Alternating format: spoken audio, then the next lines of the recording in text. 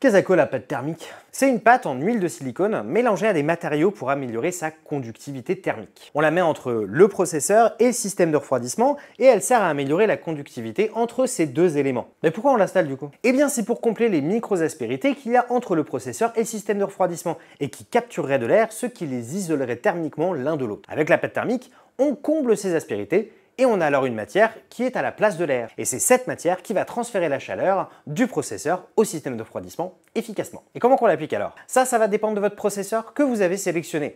Noctua a d'ailleurs un petit schéma qu'on vous met à l'écran et qui explique très bien la chose. Une fois les points suivis, vous pouvez installer le système de refroidissement, la pression étalera le reste. Mais du coup, comment je choisis ma pâte thermique? Les points les plus importants, ça va être de choisir une pâte thermique qui fonctionne bien dans l'écart de température que l'on trouve dans un PC, c'est-à-dire entre 10 et 100 degrés Celsius.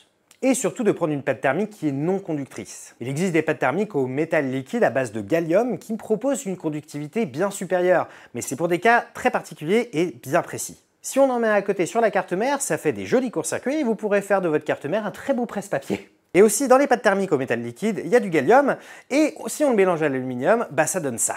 Oh, it just broke right in my hand. Donc dans le doute, ne tentez pas le métal liquide. Et si vous voulez tenter quand même, c'est à vos risques et périls pour un gain qui sera plutôt moyen dans un PC de bureau. Abonne-toi!